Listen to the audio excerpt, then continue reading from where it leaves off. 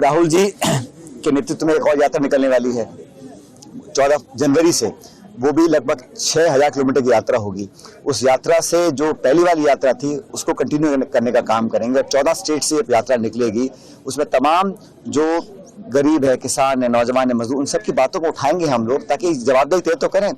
ये सरकार संसद में तो 145 सांसदों को सस्पेंड कर सकती है, लेकिन जिस माननीय भाजपा के सांसद ने उन लोगों के पास बनवा के उनको संसद में घुसाया, उस पर कोई कार्रवाई नहीं है। तो इस प्रकार आप पार्लियामेंट के अंदर विपक्ष को मुक्त करना चाहते हैं, गलत काम है, इसकी हम निंदा करते हैं। उसके विरोध में पूरा इंडिया अलायंस एक होकर हमने बात रखी है।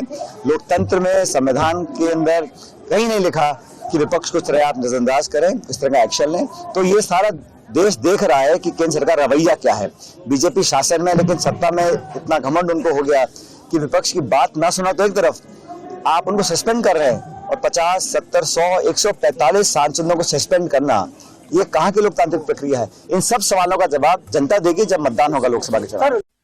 भारत जोड़ो यात्रा के बाद अब राहुल गांधी जी के नेतृत्व में कांग्रेस पार्टी भारत न्याय यात्रा निकालने वाली है। 14 जनवरी से लेकर 20 मार्च तक 6200 किलोमीटर लंबी भारत न्याय यात्रा 14 राज्यों से गुजरेगी। मणिपुर में शुरुआत होगी और यह समाप्त होगी मुंबई में। भारत जोड़ो यात्रा के दौरान राहुल जी ने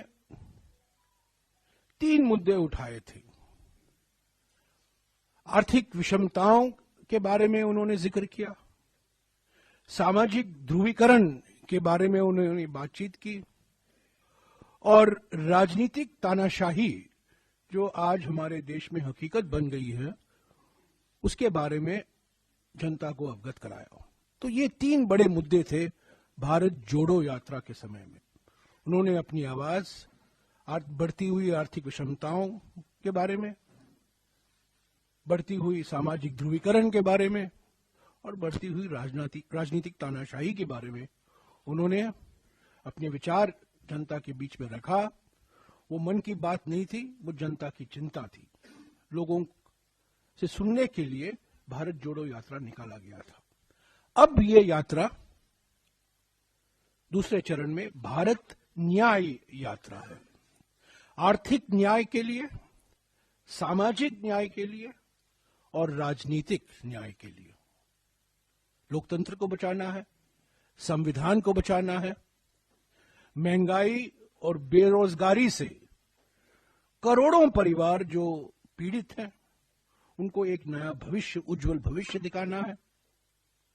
और फिर से जो समाज को बांटा जा रहा है, समाज को बांटने की प्रक्रिया शुरू करनी है।